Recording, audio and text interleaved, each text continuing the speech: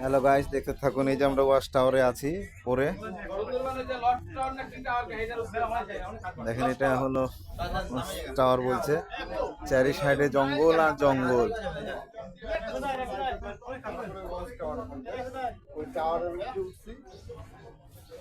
আসলে টাওয়ারের উপর থেকে ভিডিওটা দেখতে থাকুন।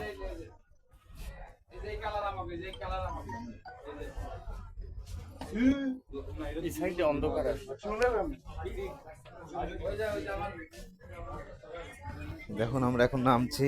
আসেন, নিচে নামেন।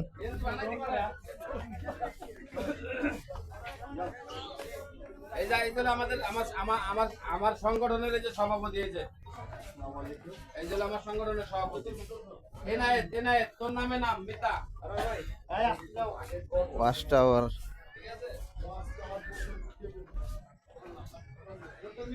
যে বনের ভিতরে দেখুন কি অবস্থা।